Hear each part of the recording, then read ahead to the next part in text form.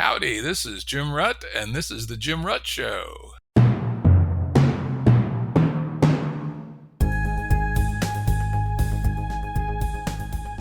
Listeners have asked us to provide pointers to some of the resources we talk about on the show. We now have links to books and articles referenced in recent podcasts that are available on our website.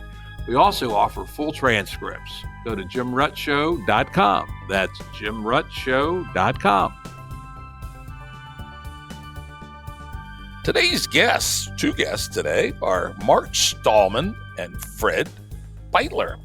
Mark is a biologist, a computer architect, and ex-Wall Street technology strategist. He is the president of the not-for-profit Center for the Study of Digital Life, and you can find out more about that organization at digitallife.center. And its educational project, Trivium University, which you can find at trivium.university. Fred Beuttler is a PhD in history from the University of Chicago, and he's also a fellow at the Center for the Study of Digital Life, as well as one of the founding administrators for Trivium University. He teaches history at the University of Chicago's Graham School for the Continuing Liberal and Professional Studies. And from 2015 to 2019, he was the Associate Dean of Liberal Arts Programs at the Graham School, overseeing a Master's in Liberal Arts, the Great Books Certificate Program for Adults, and the Fortnight in Oxford.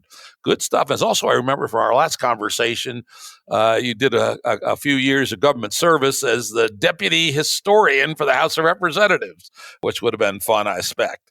See behind the curtain and all the vile doings that go on down there. Yeah, you had a chance to see that earlier this month. Indeed. The new 118th Congress. The C-SPAN cameras were all over the place, and McCarthy's saying he's going to try to put them back in because normally you don't get to see much on C-SPAN.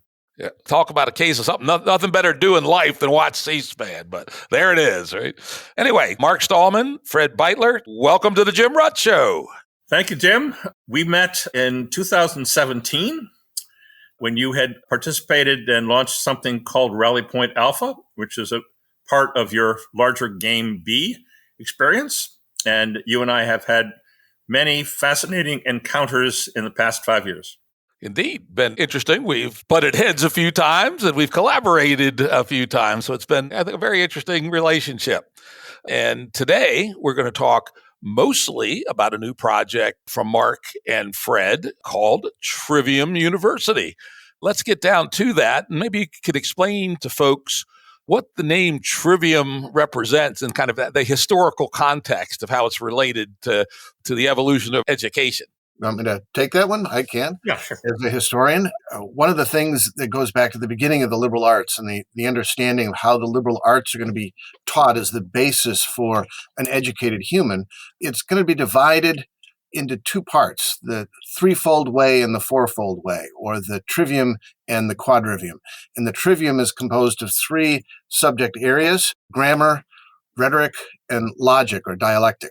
The quadrivium is going to be divided into four, the fourfold way, and that is arithmetic, geometry, music, and astronomy. And if you look at those two, what you see in the trivium, there is a focus on words and communication and understanding from mind to mind. The quadrivium, on the other hand, is focused on numbers. And so if you look at the quadrivium, you see number in the abstract with arithmetic, number in space with geometry, number in time with music, and number in space and time with astronomy. And it's an understanding that goes all the way back to the ancient Greeks, where you could see that as you look at the five senses, you could use the trivium or the grammar, rhetoric, and logic along with the quadrivium to understand the nature of reality. So those three, the mental disciplines of words, numbers, and the senses. So, Mark, do you want to go ahead and add a little bit? Well, it turns out that this is what some of us might remember as the three R's: reading, writing, and arithmetic, which was the basis of our one-time early education. So this trivium in particular persisted well into the 19th century. And of the three, the one that I think we'll be emphasizing the most, or maybe of the seven liberal arts, will be grammar. And so grammar is probably the one of the seven that has suffered the most. and all the changes that have occurred, technological and otherwise. And so instilling a better sense of grammar, which is actually in psychological terms, a psychological recognition of structures, which is how we organize internally our own sensory knowledge of the world. That's going to get a lot of attention. Interesting. Now, I have to ask a historian, since I have him here, how did trivium, in the long historical sense of one of the set of three disciplines, become adapted to mean trivial, meaning of no importance? Because it certainly seems to me grammar, rhetoric, and logic are mighty important topics.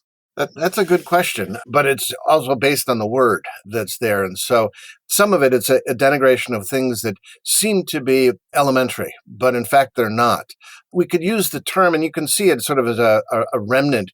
Sometimes you call an elementary school a grammar school. And there, if you look at the medieval university, one of the basic ways to become part of that is you have mastered Latin grammar. That was the idea. And so it seems relatively elementary. But as we look at how, as Mark suggested, how words, and especially the grammar, function as understanding of structures of reality, that becomes much more fundamental. And if you have grammars built in based on specific forms of, we could call it informational technology, you'll see changes in human sensibilities as you look at changes in these paradigms of information technology. So a shift from an oral way of communicating to one that is going to be based on the alphabet, for example. That will change fundamentally how people will think. And that's what we're trying to get at with using the term Trivium University, to re-emphasize that aspects of the structures of understanding, the structures of knowledge, which we see as fundamentally grammatical. There you could use it as a way of thinking, going back, for example, to the etymology of words. What do words fundamentally mean? And I use that sometimes when I'm teaching some undergraduates, especially when they're looking at, I find this sometimes amusing, because I ask the freshmen that I teach in a foundations course at a local liberal arts college what their majors are. And invariably 3 or 4 of them will say psychology. And I ask them, well, then you're studying words about the soul, aren't you? And they have no idea what I'm talking about. And even it goes, as you break the words down, a grammatical way of doing it, psyche and logos, words of the soul, that's what it fundamentally means. Even a week, 2 weeks later, they still don't know what their own discipline they're studying fundamentally means in a grammatical sense. So it's interesting to see how we need to recover some of those understandings as also ways of thinking. 2 things to add, maybe quickly here. We'll be getting into the paradigms. I know that's on Jim's list. So putting it in that context, the trivium became trivial, particularly in the shift from scribal to print, which brought with it, of course, the Reformation and many, many words like fact and words like innovate were almost flipped entirely on their heads.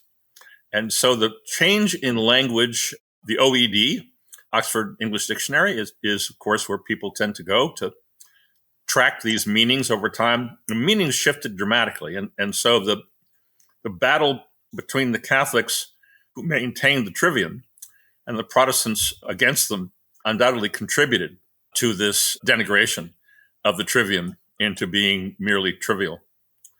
The larger question, of course, which we will get to as we move on here, is why is the trivium relevant in the current digital paradigm? And we'll elaborate on this later, but both Fred and I think, believe quite strongly that retrieving the ability to think analogically, which was also reduced in the shift from scribal to print, is very important. And so this retrieval of analogy as over and against logic, which has become dominant, is going to be enormously important in the digital paradigm if we're going to survive the robots. Great. I think I'm going to change the order a little bit. Let's talk about the paradigms now. You brought it up, and then it also then sets up what I was going to ask, which is why the hell do we need another university now? But let's start with your 5 paradigms. And I got 20 cents here. There's my paradigms, right? So I had a operation a few years ago on Mardi Gras, and got 2 stents installed in my heart. And so I often say, as a result of that, I am now authorized to provide my 2 stents worth on any subject. All right. So paradigms. Yeah, brother, can you spare a dime?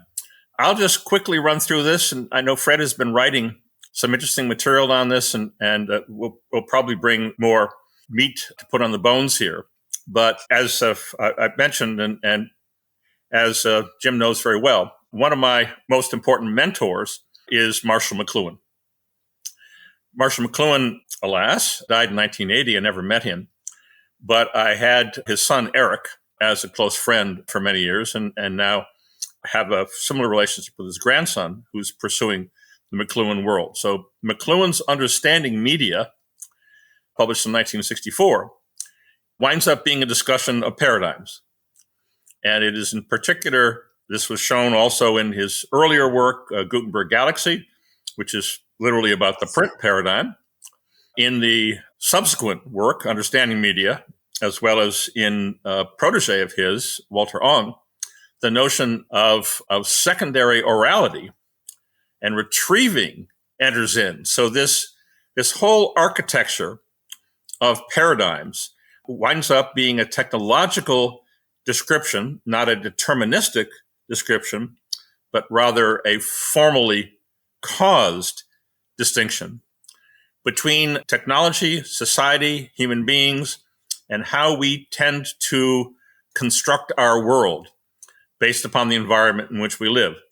Fred, you've been writing about the sequence of these. Do you want to describe them? Sure. One could say that there's roughly been 5 different transitions in communication technology over the last, say, 10,000 years.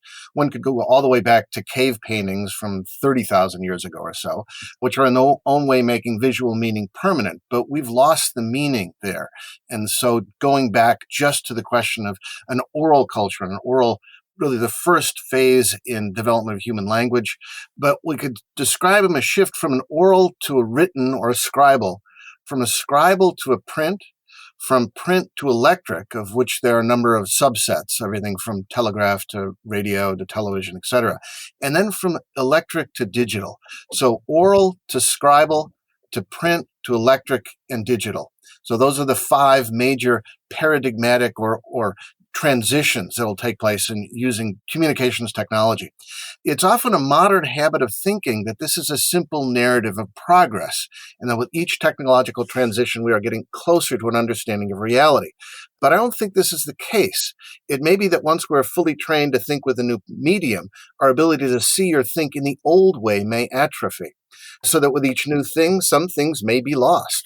Most of us have experienced this in our own lives over the past decade or so, because we read differently from a printed book than, say, on screen. And we have seen how our attention spans have grown shorter. We read less. And if you look at some of the students that one teaches, they're now in a generation that have grown up with screens, and they have a difficult time following a linear narrative in a printed book. It's just interesting to see how computer technology has sort of rewired our brains, if you will. And there, the psychological literature has demonstrated that clearly within the last decade or so.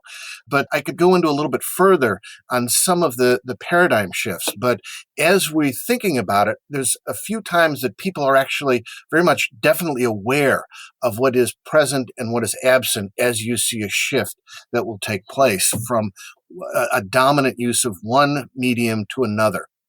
And so maybe I could pause and before I get into a little bit further, because it's fascinating to see that there are certain people at certain times are very aware of the change.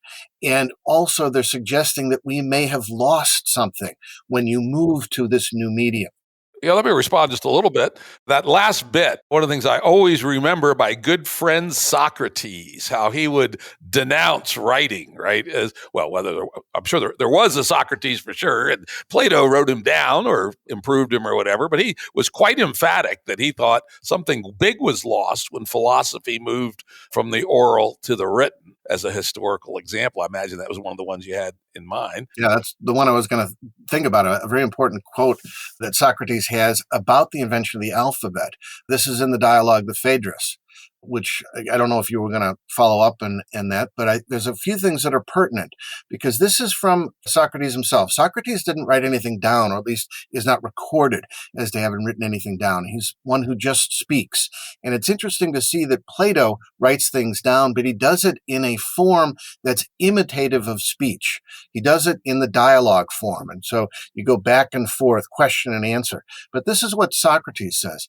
The invention of the alphabet will, quote, create forgetfulness in the learner's souls because they will not use their memories. They will trust to the external written characters and not remember of themselves. The specific which you will have discovered, the alphabet, is an aid not to memory, but to reminiscence, and will give your disciples not truth, but the semblance of truth. They will be hearers of many things and will have learned nothing. They will appear to be omniscient and generally know nothing. They will be tiresome company, having the show of wisdom without the reality, which I kind of like that, the show of wisdom without the reality. And you can sort of see it now because those of us who are, say, older than 30 or so, realize that we had a memory, that we memorized countless things, especially phone numbers. And now I think I know mine, and I know my wife's by memory, but I don't know anybody else's. And we don't need them anymore, but that has changed the questions of memory. We've sort of outsourced, to sort of quote or paraphrase Socrates, we've outsourced our memories to other devices. Yeah, of course, the classic one is kids today that can't navigate from work to home without the nav on their car. You go, what the fuck is that about? But yeah, I mean, if you don't use it, you lose it. Yeah, you don't need maps anymore, or that's a skill that's lost. Yeah, my wife and I always carry books of maps just in case because we're old school. In the same way, I still read books. I still start 100 books a year, finish about 75. And to me, I really can't understand a domain unless I read a book about it. You know, I read a lot of scientific papers too, but the integration that happens in a book, and it's why about 60 or 70% of my podcasts are based around books.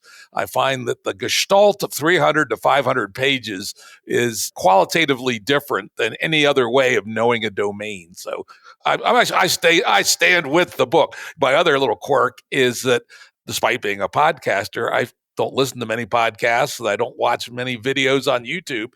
And in fact, if I want the material from a podcast, I just did this last week. I have a transcription service. I send the link off to the transcription service and have it transcribed. And regular listeners of the podcast know I provide high quality transcripts of all my episodes so that if you're somebody like me who would rather read than listen, I have the full text at pretty high quality at jimrutshow.com. So it is interesting how these transitions don't happen abruptly. I mean, I was one of the guys that helped invent the digital realm, for instance, and yet I still love me some books, right? Yeah. Notice how the different senses are being used. With the oral or listening to a podcast, for example, you're just using your ears. Reading a book, you're using your eyes. And there, sometimes I force my students to read a text aloud in class because there you get both senses to really burn it into one's memory. But it's interesting. I've listened to a number of books 3-4 times, and I really don't feel like I've known them until I've actually used that sense in order to really sort of write it on my own memory. Interesting. Mark? This is important for a number of reasons. The obvious point here, perhaps, is that the three of us, not only don't we run the world, but we're getting on. I'll be 75 in a little while, probably just before this podcast is released. So I'm very cognizant that the clock is ticking. The generations that have followed us, we would all probably be classified as boomers, have actually experienced a very sharp break in the most recent generation to generation change. So Gen Z which includes folks who are now roughly aged 12 to 25, typically called the first digital generation. It has been observed that they really do not think the same way as their immediate predecessors, the millennials, or for that matter, Gen X, which preceded that. And so this is right smack in front of us. We're handing the world over to people who don't think the way we do. And it is that change in thought, and in particular at Trivium, our hope is to retrieve pre-print ways of thinking, scribal ways of thinking, in order to enable them to robustly improve their memories. So this concern that Socrates had, recently there was an off-Broadway play titled Socrates, in which the main characters are obviously Socrates, Plato, and Aristotle. Aristotle's a kid in the way the play is played out. But it is all about that tension between an oral and a scribal paradigm. We're experiencing now the shift from electric, which is a fantasy-based paradigm, to digital, which is a memory-based paradigm. And here just referring to the underlying technologies. So Jim knows from his many years, and he was a pioneer, to be sure, in many ways, and I had my own contributions in this. We know that computers must have endlessly checked and accurate memory, or else the computers don't work. So when Marshall McLuhan characterized the tetrad, another topic we'll get into hopefully later, of computers, he described the retrieval quadrant as perfect memory, total and exact. So we're now living in an environment very different from, obviously, from what Socrates thought of. We're living in an environment where we are going to have to sort out our memories in order to answer the really critical question, which is very much on people's minds, given the whole AI and robotic revolution. What does it mean to be human? And what it means to be human means to have a well-functioning memory. And whether we can accomplish that or not is a part of the experiment we're running with Trivium.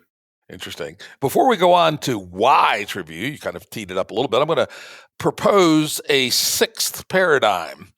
Anyone who follows the news or Twitter or whatever knows that everyone's up in an uproar about ChatGPT. And I've been following this area for quite a while, and I've used the tools as they've come along, GPT-2, some of the predecessors to DALL-E, et cetera, DALL-E 2, ChatGPT 3. But I will say ChatGPT, which came out in November, I'm going to say it's a paradigm shift. And I'm going to suggest that the name of the sixth paradigm is generative.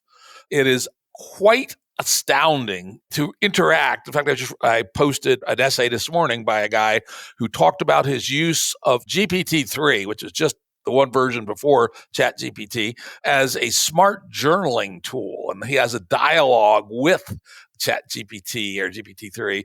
And I'm working with a friend of mine to possibly write a movie script using these tools. And I wrote for a school teacher, again, this morning, describing the new profession of prompt engineering. He was saying, I'm afraid that kids will forget how to write sentences. And I suggested, somewhat facetiously, that writing sentences may be as unuseful these days as having beautiful handwriting. Because as you know, in the medieval times, a scribal person, their handwriting was hugely important. And if it wasn't beautiful, they were considered a stupid person and an inferior person. And even as late as the 80s, the French demanded a copy of your handwriting before they'd hire you, and they would send it off to some scriptologist to analyze, see what your personality was based on your handwriting. Today, we don't give a shit at all about your handwriting, but I'm going to suggest that the generative revolution, which writes better sentences than I do, may make even the ability to craft a sentence and maybe even a paragraph obsolete like really soon. The other thing that's, I think, important to think about if we're entering the generative paradigm, as my good friend Peter Wang says, he agrees with me that ChatGPT is the watershed moment. He says, remember, folks, it's December 1903 at Kitty Hawk. So these are just the barely gets off the ground versions of these things. So what do you guys think about this? Do these, and one other thing about memory. The way these large language models are made, they essentially suck up the memory of the internet of everything that's been said. Not everything, but hundreds of billions of characters of what's been said and compile it into a static neural net, which is, convolutional transformers and blah, blah, but it doesn't really matter. Bayesian and so forth, yeah. Yeah, it's basically a compilation of memory, which it then does statistical sequence regurgitation. It's amazing they work so good, considering it at base it's such a simple technology.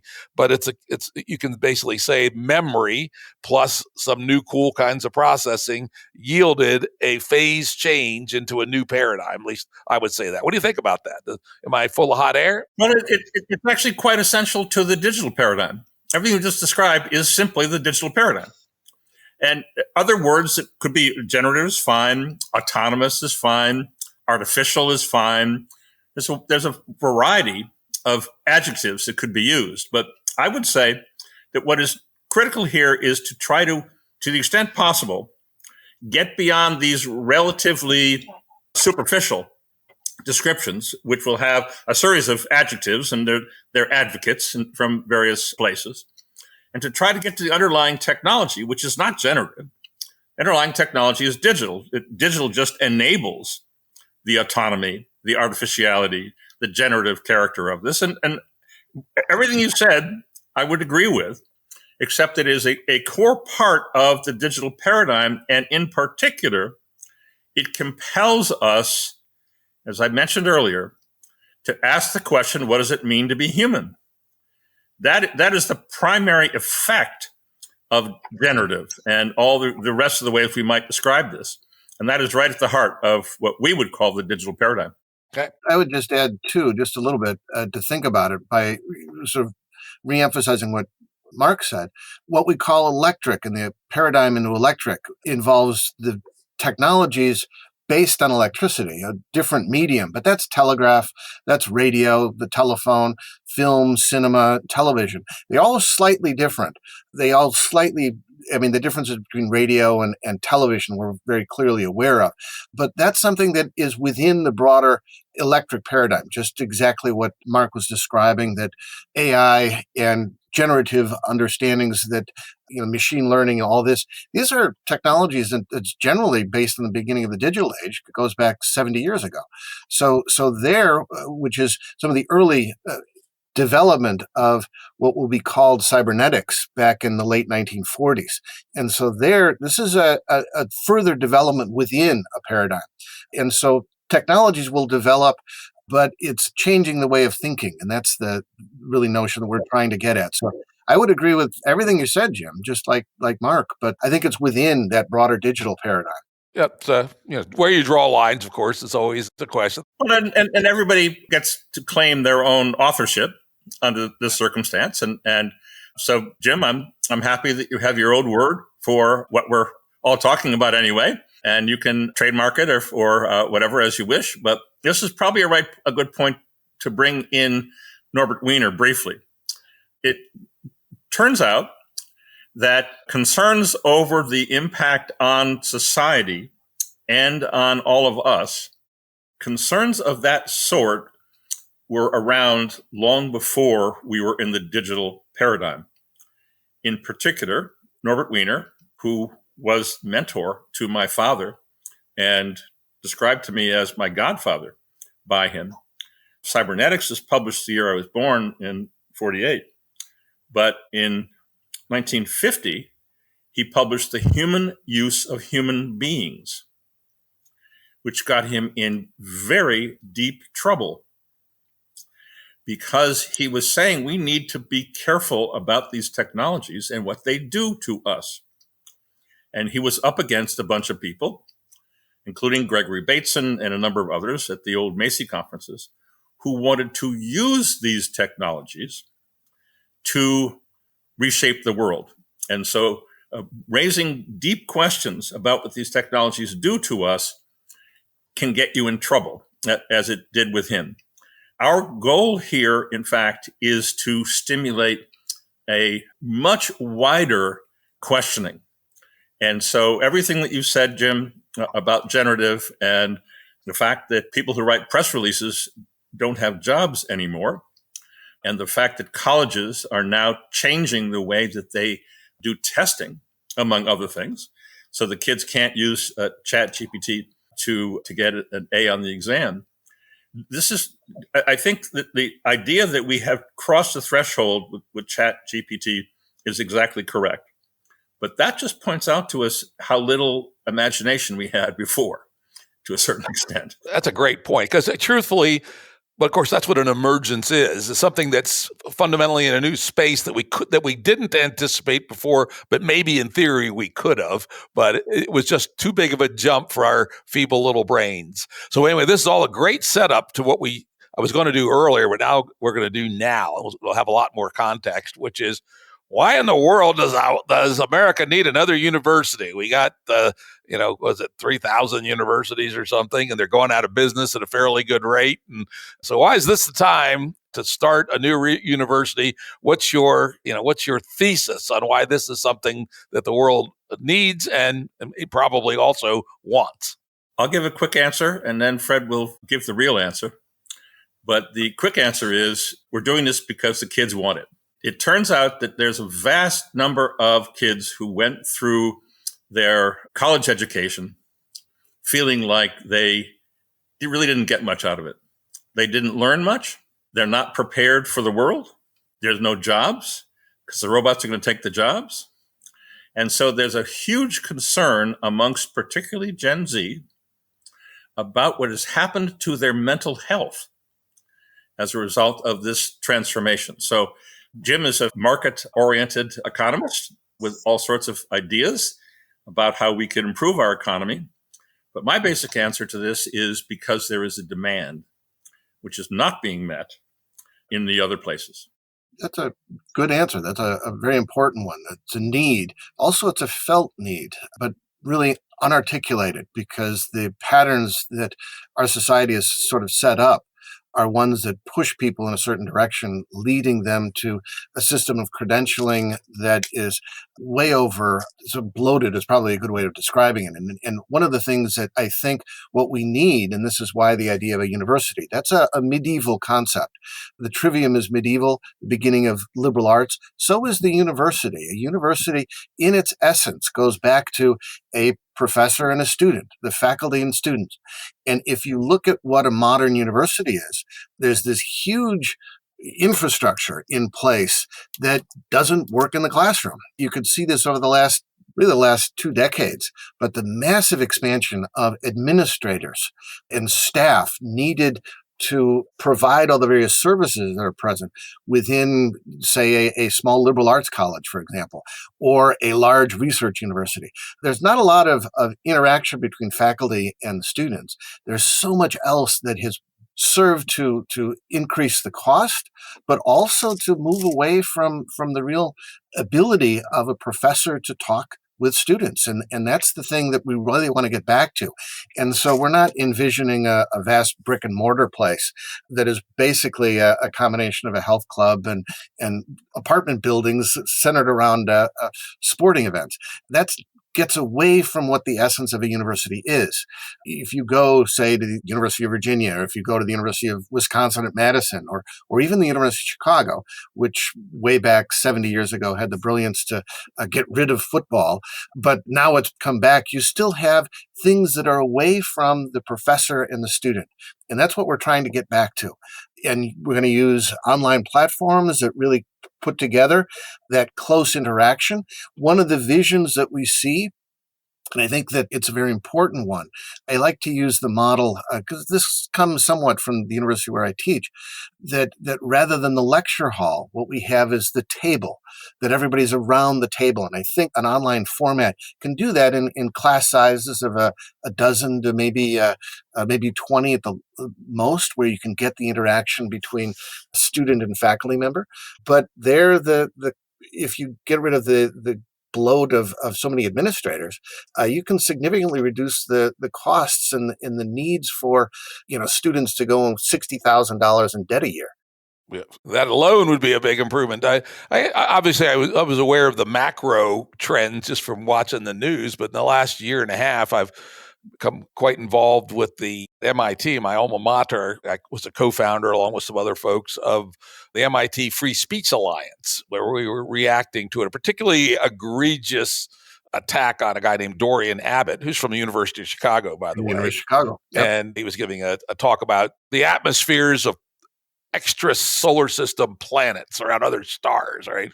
And he got canceled, a speech he was going to give, because of a paper or essay he wrote in Newsweek posing a positive critique of DEI, a perfectly reasonable thing to do. And it had nothing to do with his speech. But anyway, he got canceled. But when jumping into this work, I have learned an unbelievable amount about, for instance, at MIT, the number of professors is almost identical to what it was when I was an undergraduate in the early 70s.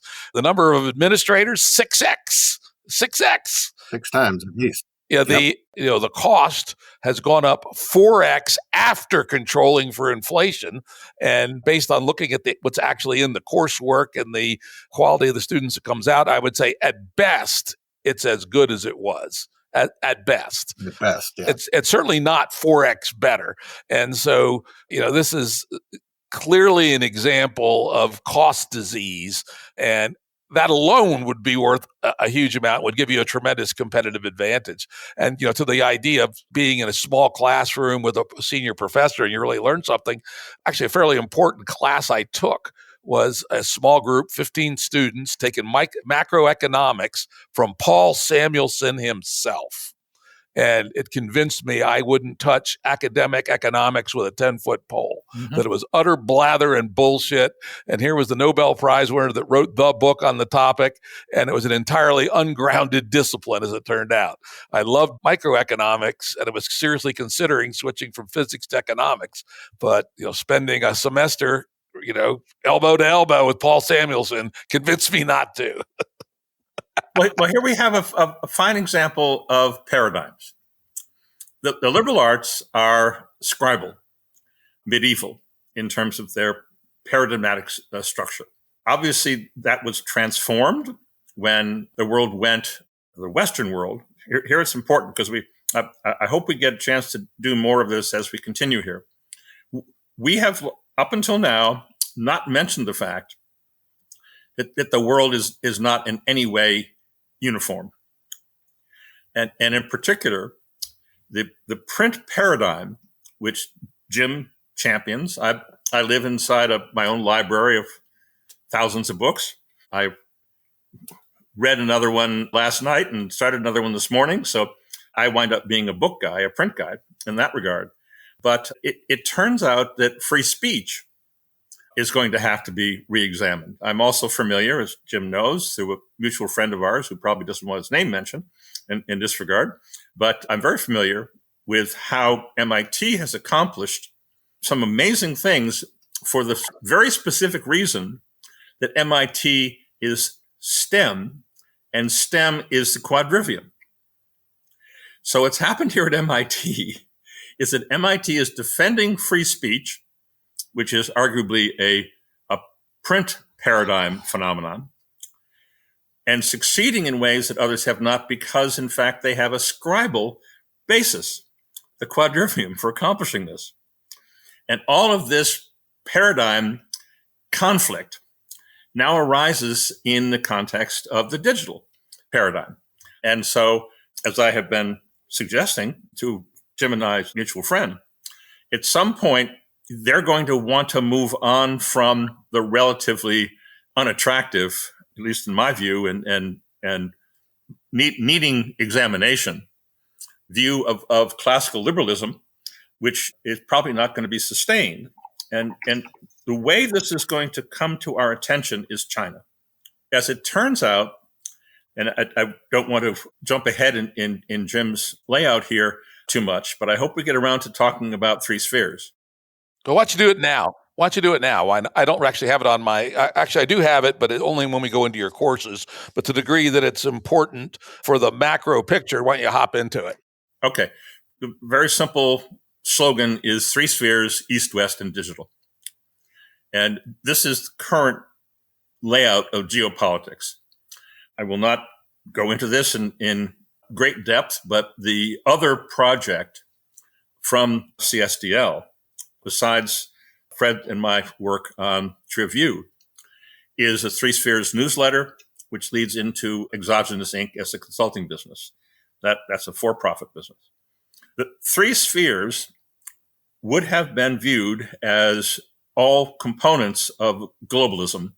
We're having this conversation coincident with the latest and most dire emergency the globalists have ever felt at Davos. Well, another friend of this whole effort, again, I will refrain from using his name. I'll let him step forward with that if he wants to, but he's very much involved with our Trivium effort, and he is in Davos, Switzerland today. And I suggested to him that he take with him a book titled Plato Goes to China, which was just published this past week by a very renowned Western classicist from the University of Chicago. And Shadi Barsh's book, I wanted him to take that to Davos and put it on the table in front of him, just to attract people's attention as a provocative action here. The Chinese have gone way overboard in recovering their own classics and also Western classics. So the book tries to describe this as a somewhat cynical ploy with the Western classics, because we're going to dig up Plato, we're going to dig up Sam Huntington, we're going to dig up Max Weber and Leo Strauss, all to point to how democracy, as we would refer to it, is an illusion, it's a fantasy.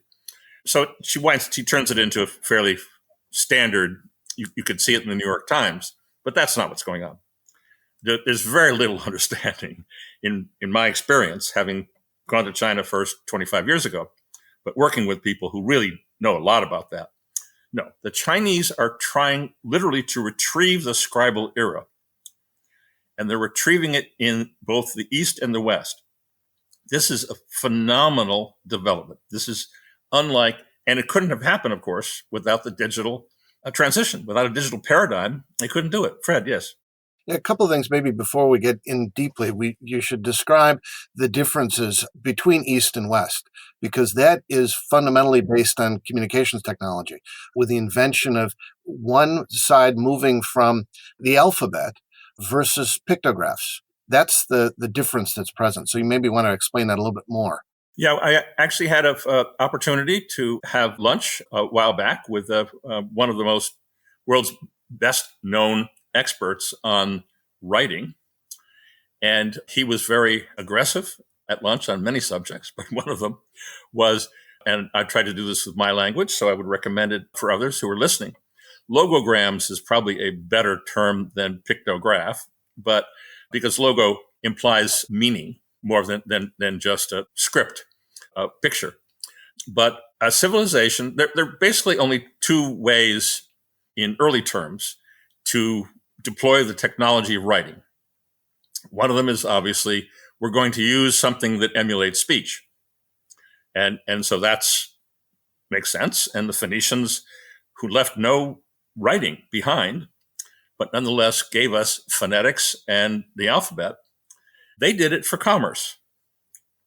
So they could roll into somebody's new harbor, totally different languages, and yet they could write contracts that were understood by both parties because they could use the alphabet to map into the phonetics of the language, the spoken language. That is not the route that the Chinese took. The route that the Chinese took instead was to have meaning in the symbols. And these are basically the only two ways to do this. It's speech or it's some long-standing meaning. So that's East and West, and it shows up in thousands of ways in terms of how these two civilizations are now confronting each other. The notion that China would someday come to Jesus, as it has been put, and join in the United Nations and World Trade Organization and become just like the West, was stupid at its core and could only have been sustained by people who didn't recognize this relationship between fundamental technologies that we learn at the age of 3, 4, 5. Still the case.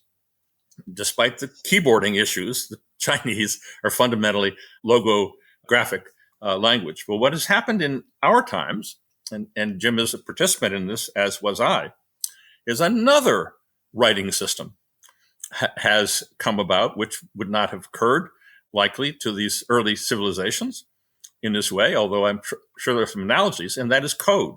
And so coding as a linguistic behavior, which finds itself in all sorts of social applications outside of computers, but certainly Jim's generative paradigm is not based on phonetics.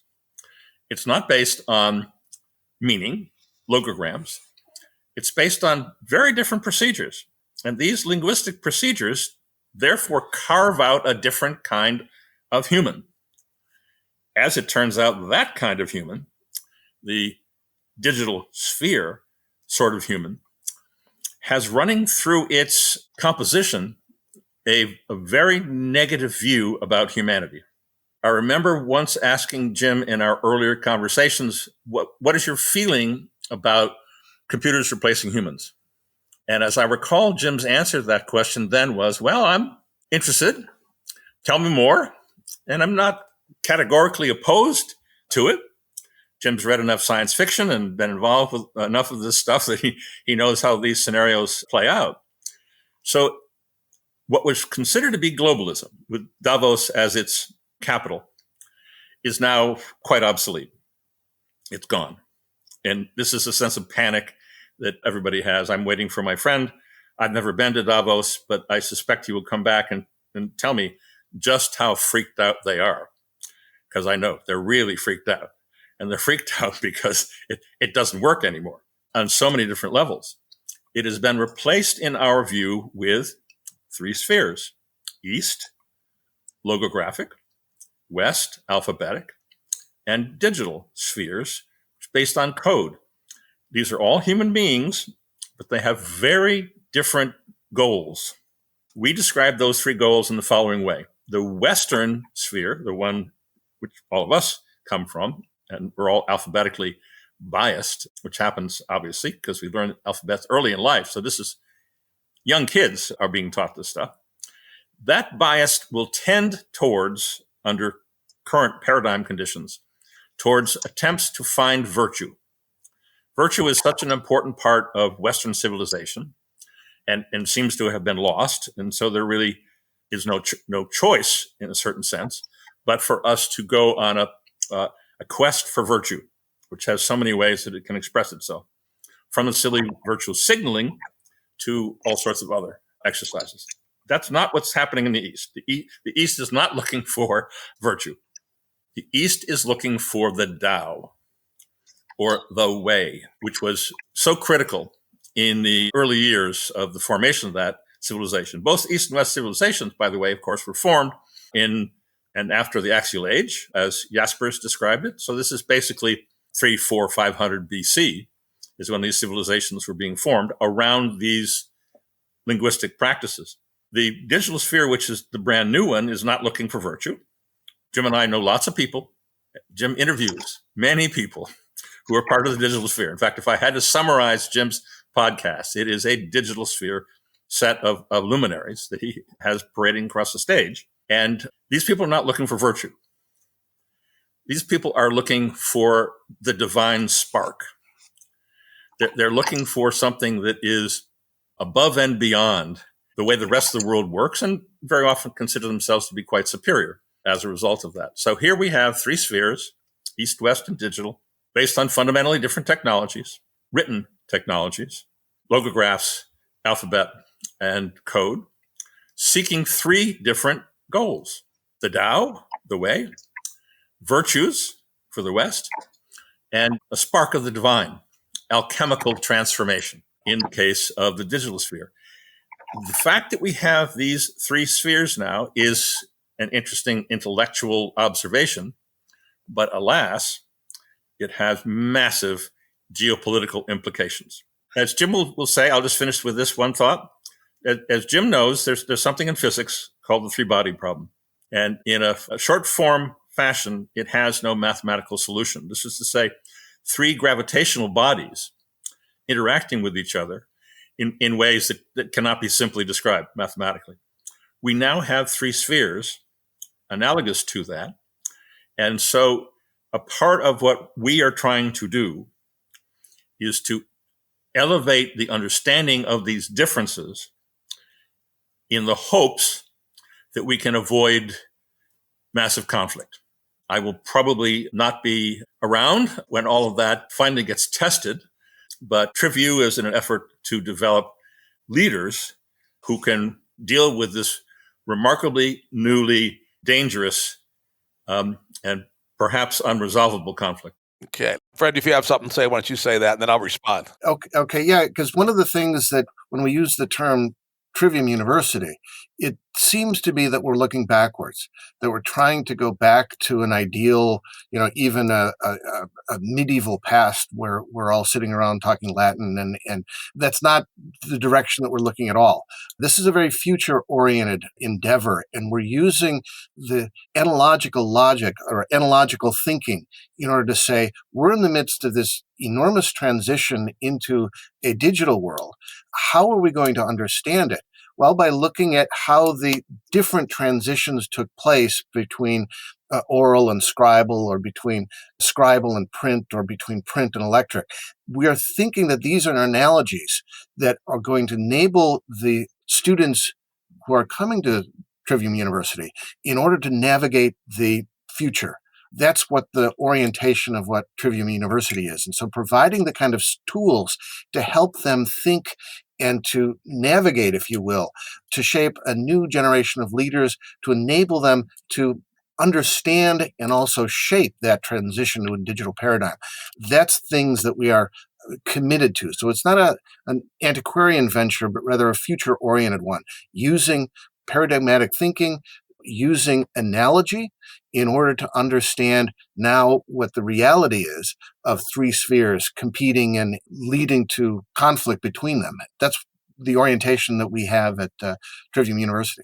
All right, we'll come back to the conflict because this is very interesting and very important, but I'm going to put out two things, just push back a little bit. Mark knows I like to do that. We've had this discussion. I think we actually had it on Rally Point Alpha, which is I'm not sure I buy that the distinction between alphabetic and I like the term logographic is actually of the essence here.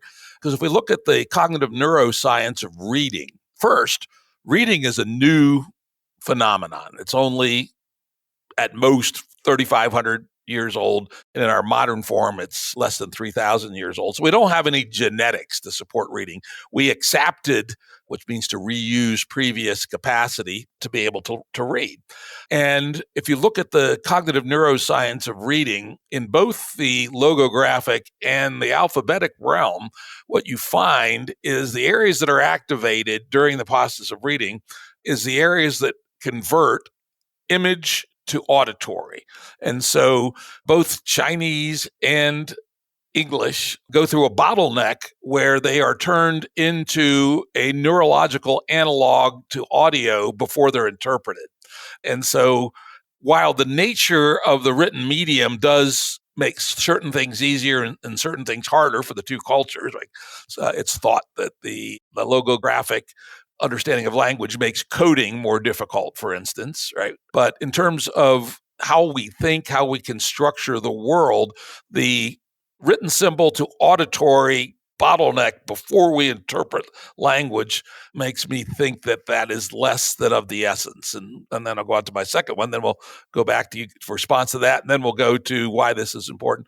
The second is about virtues. I gave a talk this weekend to some luminaries on Game B, right? Which is a thing I spent a lot of time on. I did 2 slides on virtues, values, and norms, and put down the flag pretty strongly that Game B was about embedding, amongst a bunch of other things, virtues, values, and norms. And I even called out a particular formulation, which I said, we're too early yet to say if this is the right formulation, but it's not a terrible one, from Deirdre McCloskey. You probably know who Deirdre McCloskey is, historian. And she proposed 7 virtues, the 4, what she called pagan virtues of justice, temperance, courage, and prudence. and the three Christian virtues of faith, hope, and love. And I suggested it might not hurt to add an eighth, wisdom. So there's at least some of us digital nerds who believe that if we try to build a civilization without virtue, values, and norms, we're building on a foundation of sand. Your final point is exactly the way the West views these phenomena. This is not the way that the East, this is not the way Xi Jinping or the Standing Committee of the Politburo views what they're doing at all. And also, it's not the way that the post-humans and those who are attempting to code the AIs intended to replace us think about things. But what you just described for game B makes it very much a Western answer to the dilemma in which we're now confronted. So we agree. Okay, so what is I think let's grant East and West are different, whether it's their alphabet versus logogram, I don't know, but they're certainly different spheres. What is the danger of these this three-body problem? What is it that if we misunderstand each other can go grievously wrong? Ukraine. That's two Western people button heads. Well, as a matter of fact, Ukraine would never have happened, regardless of how much NATO saber rattling there was, regardless of how many color coups may have happened in that part of the world, would never have happened were it not for China. The Russians are in between. They are alphabetic, but not Roman alphabet. Orthodox Christianity is quite different, in fact, from Latin. So Greek and Latin, if you will, Christianity are not the same thing. So the Russians have been feeling for a very long time, for good reason, and maybe they deserve it. They've been feeling like they've been dumped on. And in a certain sense, that the rest of the West, the globalist West, has effectively been trying to eliminate Russia as something that has its own characteristics. And the Russians have put up with that. They have counterpunched. They have sent their spies around. They've done all the Cold War sort of things. That is not the situation we're now in. We're in the situation in which Russia invaded Ukraine for one reason alone. China backed them up.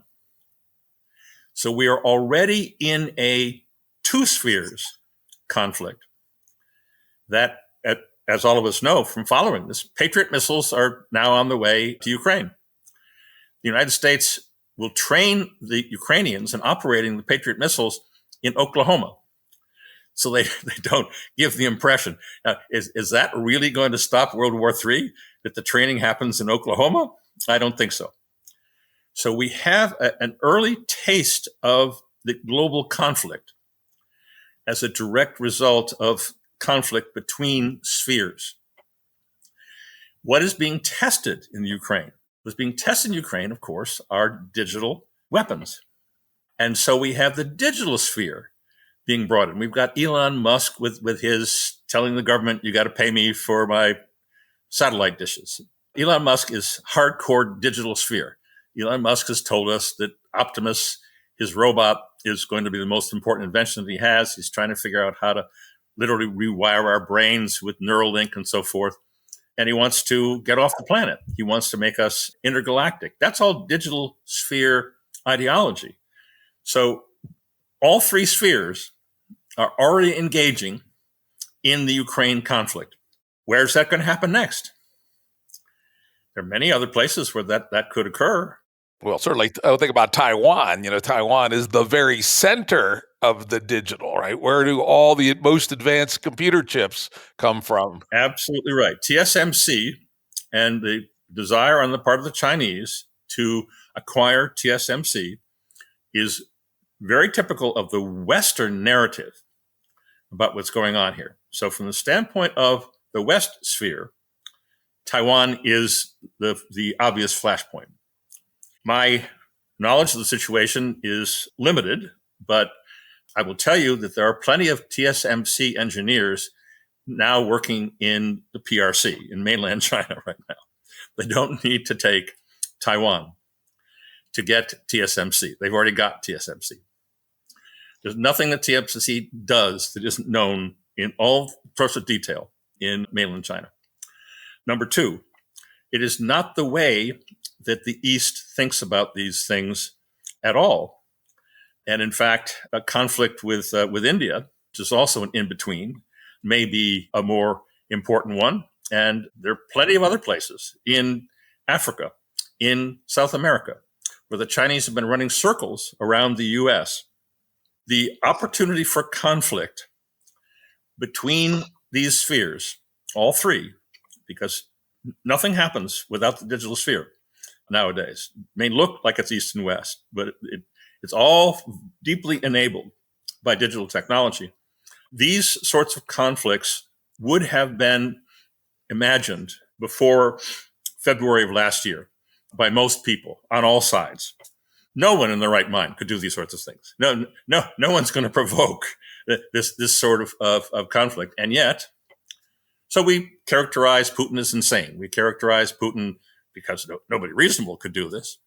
And there's all kinds of sides in that debate, of course. But our view would be that it is the underlying conditions of the world in which, the three spheres world in which we now live, which compels these sorts of things to happen. And our hope is that, which is one of those virtues. So I'm a Westerner, and so I display the virtue side of this. Other terms, by the way, for those seven and adding wisdom is sort of embedded in various ways in those, but they're often called cardinal virtues, the four, and theological virtues for the three, but it's the same. Deidre I've actually spent some time with Deidre talking about some of these things. Extremely smart and interesting and funny woman and a good person to bring into this conversation. It's not going to be possible without a much higher level of understanding of what we have gotten ourselves into to have any confidence that we can avoid 10 more Ukraines at an even more elevated level under a three spheres configuration. All right, so let's imagine we're sitting in this fraught situation. How in the world does knowledge of grammar, rhetoric, and dialectic help us manage this problem? I might think, psychology, game theory, and AI, right? That would be the three hammers I might want to bring. Mimetic warfare, right? When we talk about are memes dead or not. But so how do we get this grammar, rhetoric, and dialectic to be a very useful lever to manage the three spheres problem? Take it away, Fred. I was going to pass it on to you, Mark. Oh, okay. Some of it, these are foundational. If we're after what does it mean to really be human, we need to understand, you use the term psychology. That is going back, that's words about the soul. And that goes to the very nature of what it means to be human. And the contrast between an understanding of the fullness of what it means to be human beyond the kind of reductionism of experimental psychology, that is going to help the students who are trained in that way to see beyond just a really reductionistic limitation on what it means to be human, to see something that's much broader. That will help them to recover their humanity in the midst of what is going to be some looming conflicts that will take place. That's going to be a very important one, because notice the psychology on the one hand, by which you mean a reductionistic, experimentally based psychology, which is only part of it because it only gets to part of what the human is. But there already psychology is using the model of the mind is like a computer. And once you get to that point, it's easy to be thinking in, say, Musk's terms or a digital term, that you merely can upload all your memories into a computer bank and thus live outside a biological life form. You're using the two of those, psychology and AI, are precisely one limited part of the sphere, well, based on one sphere. And so one of the things I would think that you'd want to be able to do is to see what it really means to be fully human, which is a much broader understanding of the nature of the self. So that's part of the way that we're seeing as ways that this can be useful and very important to help navigate this transition. Okay, let's dig deeper into the nature of what it is to really be human, but I need to defend psychology and cognitive science a bit. Because it is true that in the 80s, part of the cognitive revolution was to model the human psyche as a computer or a machine. And there are still many who do, but I would say the cutting edge of cognitive science is now embodied cognition. In fact, That's I'm correct. having Neil Seth on next month, who's a leading thinker, and I'm going to probably have a couple other embodied cognition people. No, I had Antonio Damasio on last year, and he's a real leader in the embodied cognition. So Let me put it this way, Jim. Obviously, the cognitive psychology, which is not just around us, it is totally dominant. You go to college today, you're not going to be taught in embodied cognition. And the library associated with that is, 1% of the mind is a computer sort of stuff. So I would just suggest to you that the shift in cognitive psychology, and I'm totally agreeing with you, the cutting edge is no longer the computer as a model. That shift is a reflection of the revolution in sciences, which is another very important part of a paradigm shift. So it may very well be those embodied cognitivists they're already recognizing that it didn't work, that the older approach didn't work. I'm suggesting to you that there's a vast array way beyond psychology where it didn't work. And so my response to your question, how will the trivium keep us from blowing each other up, would be, of course, a responding question, which you're probably the only person who can answer it. How does complexity science keep us from blowing each other up? And to what extent was complexity science been around now for 40 years? About 40 years, yep. 40 years, paid for by the people who actually own the bombs. The Department of Energy paid for it. And the original researchers, in many ways, of course, walked across the street in Santa Fe, came from Los Alamos and other places. So complexity science is very much a new science attempting to keep us from blowing each other up in some way. So our answer to that is, in the new paradigm in which we are living, we are going to have to address the retrieval quadrant of the effects of these technologies. This is McLuhan's Laws of Media, another mentor of mine. And in addressing the retrieval, we have to ask ourselves, well, what are we going to retrieve? And that retrieval, in our view, is the trivium. And that retrieval winds up addressing the situation, which I think is at the heart of the biggest danger here. So just to be clear here, I am not suggesting that Elon Musk is likely to get us all blown up. I'm not suggesting that. I'm also not suggesting that Xi Jinping is likely to get us all blown up. Not the way the Chinese operate in these sorts of things. But I am suggesting to you that Western leaders, and in particular Davos and globalism, is precisely, if it isn't itself radically reformed, it is that attitude on the part of the West sphere that is most likely to get us all blown up. And so therefore, here we are. Trivium is Westerners. The trivium is a Western retrieval. And I think our audience will overwhelmingly wind up being Westerners. And potentially some of them may be important in their lives as they move forward. So it's a experiment.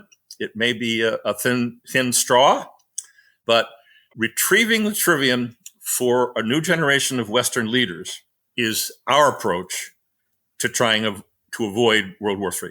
All right, let me come back to that very quickly. The complexity view would be that even if nobody wants to blow up the world, there's a good chance they're going to do it anyway. Right. Because, having studied complexity science now for 20 years, the main effect has been to increase my epistemic humility. That we actually know a shitload less than we think we do, and that the inherent nature of the unfolding of complex systems is mighty hard to predict. Now, it does also provide us some tools to do experiments and probes, which we didn't have before. If you don't have the complexity lens, you can't envision a certain class of probes, and probes that are, in fact, one part of the game B thinking is to be able to think in terms of complex systems that you can probe safely or relatively safely and learn things to avoid the existential risks. So that's, I would say, where the complexity lens is useful, but not enough. So now so what I'm going to feed back to you, nod your heads if I'm on the right track here. The point of Trivium U is that there is something potentially dangerous in the current manifestation of Davos man. I regularly denounce Davos man, by the way, on my podcast, and it's in the Game B world. It's now it's a standard rubber stamp to talk about Davos man and how if we let Davos man lead, we're going to end up in fascism in the West and God knows where else. So let's play the character game and say Davos man is dangerous. And so young wannabe Davos man needs to be diverted from becoming Davos man by drinking a quart of Trivium tea. So what's in the Trivium tea to divert the 22-year-old graduate of Trinity College from turning into Davos man? Probably take more than what did you say, a quart of Trivium tea? Yeah. Probably take a lot more than that. Actually, make for the audience, because you and I probably have our good guesses. Tell us what is the dangerous attribute of Davos man, and then tell us what's in the Trivium tea that turns the 22-year-old recent college grad into a less dangerous kind of thing. Well, my answer to that would be Davos man has no comprehension of the actual structure of the world. They do not understand the grammar of the technologies that we have been habitually using. And instead, they are rushing ahead. So today, here's my immediate answer to you. Today, apparently, John Kerry, I don't know if you mind dating things in this way, but everybody knows this is not going to appear immediately. This isn't a live podcast. It'll appear soon. But today, John Kerry got up and said, there are some really special people here, obviously, and I'm one of them.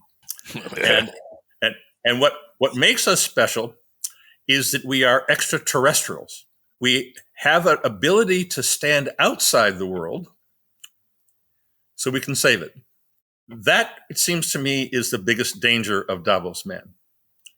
Imagining that you can somehow stand outside the world, therefore ignoring the grammar of the technologies involved, therefore ignoring the dangers of three spheres, therefore puffing yourself up and imagining that you now have some sort of Christ-like savior quality to you. That's very dangerous.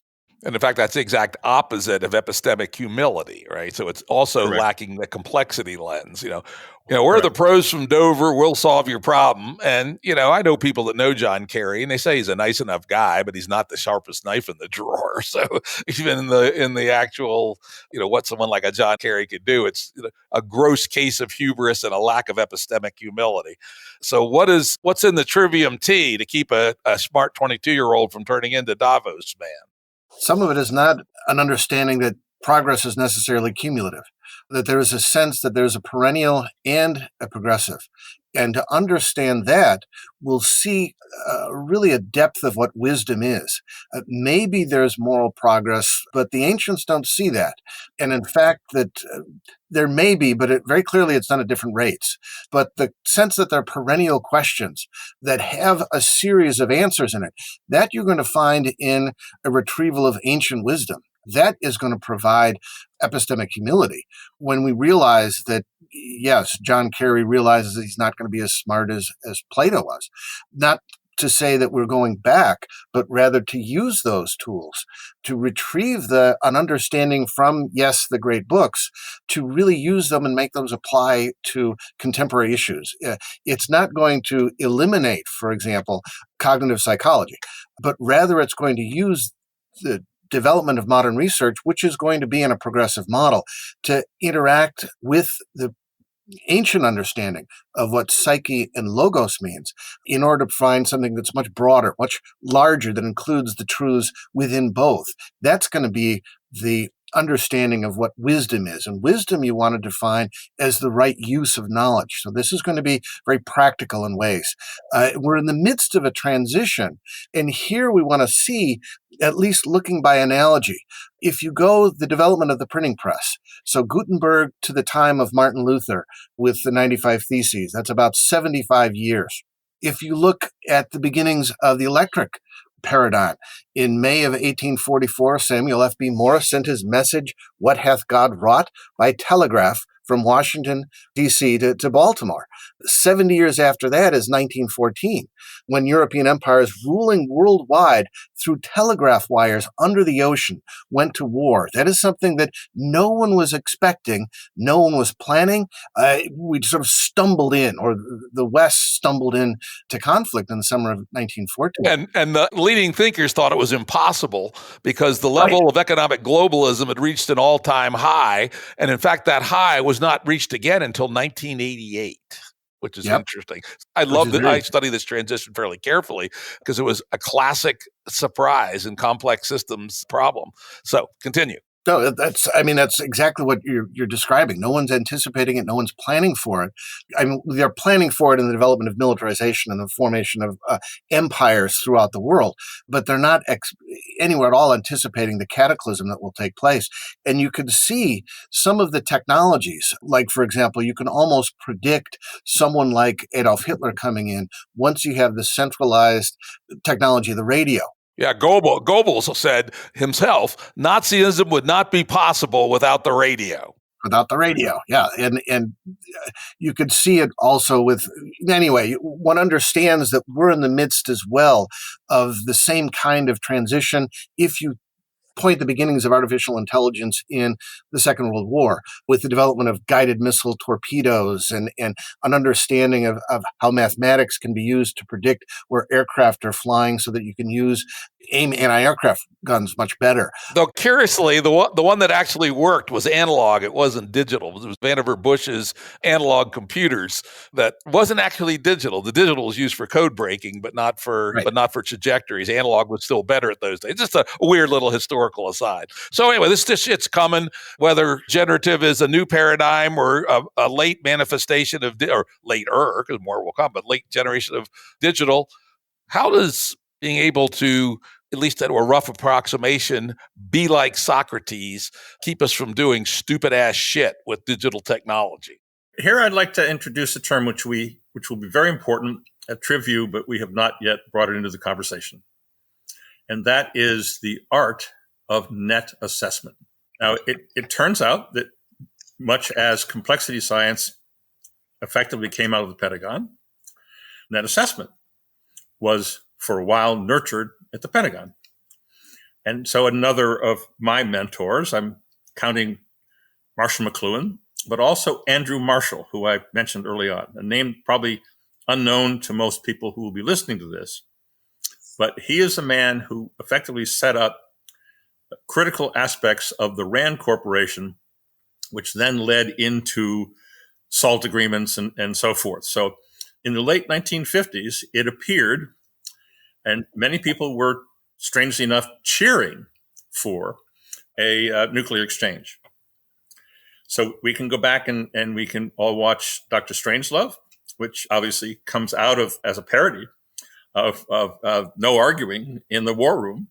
But the folks who, in many critical ways, particularly, obviously not with the Soviets, but with Western leaders, the folks who had a significant hand in avoiding that conflict were the RAND Corporation and Andrew Marshall in particular. Andrew Marshall then went on to form the Office of Net Assessment at the Pentagon.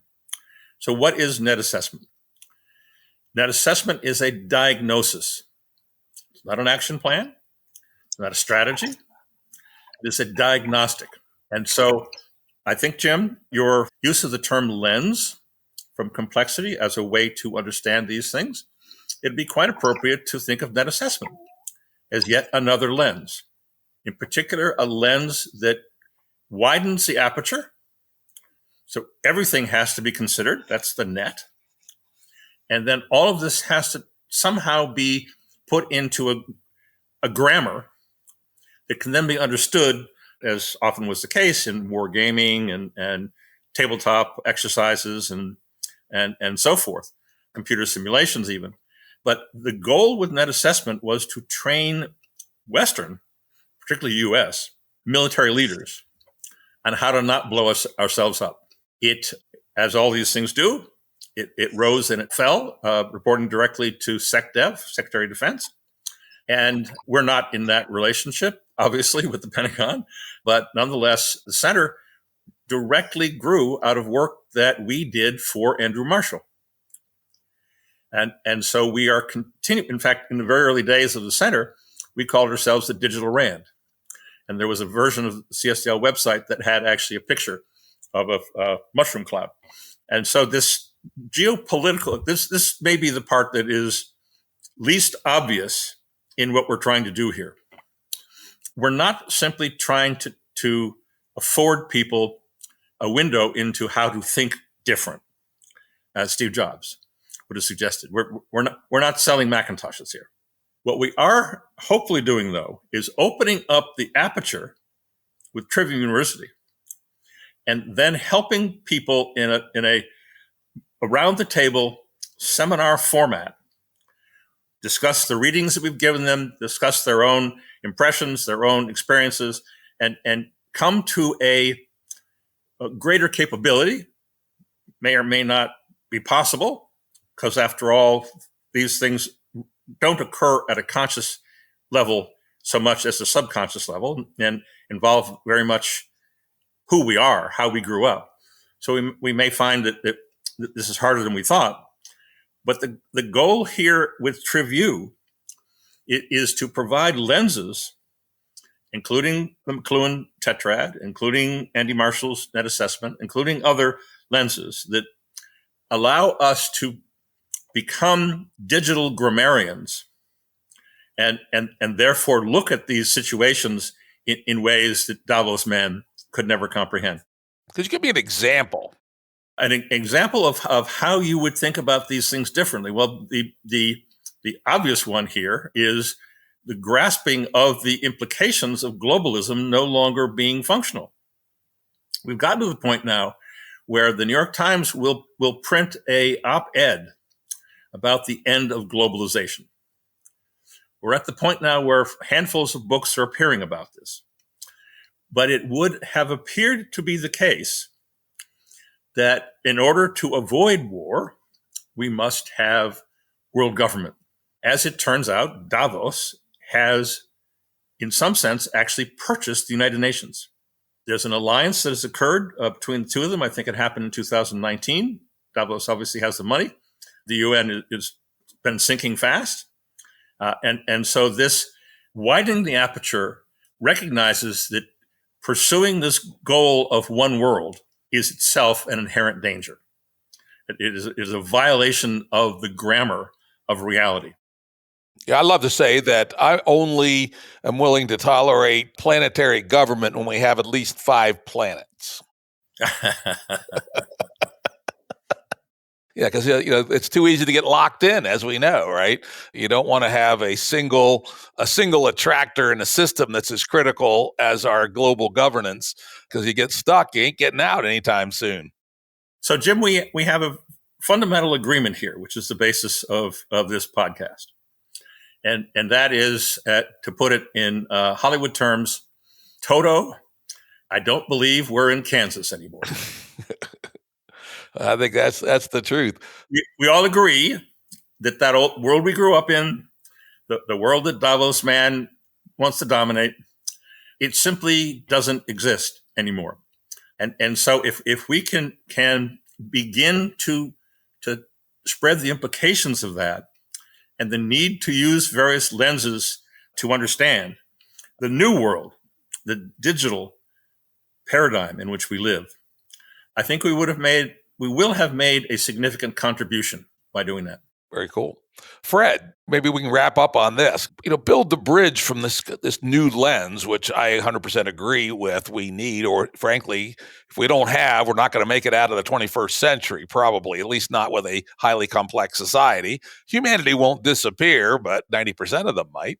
So how does reading great books and having that kind of conversation help build that capacity as opposed to, say, studying Clausewitz and playing computer games and maybe reading Machiavelli? Though I suppose Machiavelli constitutes a great book. The Prince is actually a pretty great book. So how does reading the great, and also just to be a little flippant, when I was living in Santa Fe, I got to know a fair number of St. John's University grads, right? And I don't think I'd hire any of them to build a nuclear power plant, nor to plan the Normandy invasion. So how does being a great books person upskill you to be a better leader than Davos man?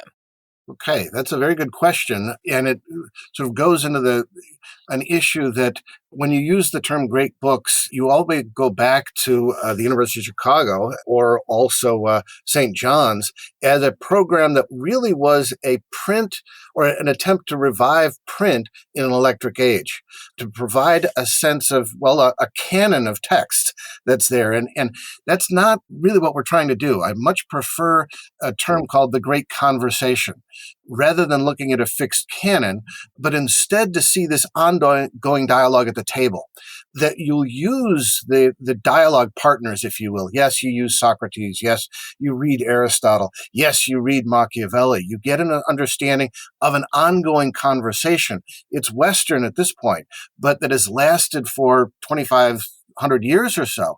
But it is a conversation that's in the present, that you will include other seats at the table. It's not something that will end. And in fact, if you look at how the Great Books program put together, it's oftentimes caricatured as looking backwards, when instead it's a conversation built forwards. And what you need are, yes, other insights at the table. And so one of the goals is really to have maybe to use one of the ideas that was originally in the Great Books movement in the 1940s and 1950s, that you would put together great books of the Western world. And then you have someone else put great books of the East together. And then you will develop a great books of the world itself. That wasn't a project that really was fulfilled in some ways because the East thinks differently than the West. But the notion of having a conversation that would be broad, global, anchored in the present, future-oriented, but looking at perennial questions along with a progressive understanding of the development of technology. There, the relation between technology and wisdom then becomes, with wisdom as the right use of knowledge. This is one of the things that we're behind, and the vision of a great conversation that will train the students in understanding the West, also understanding how the East thinks, but also understanding how digital. Those three spheres will enable that new leader to be on the lookout for the different lenses that he or she is going to need.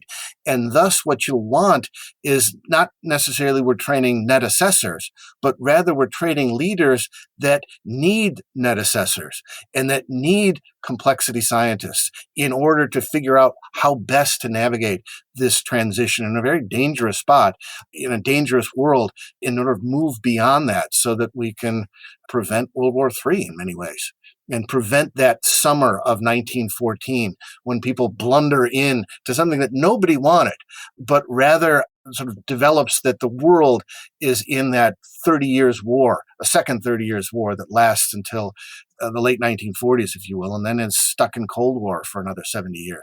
So that's a short version.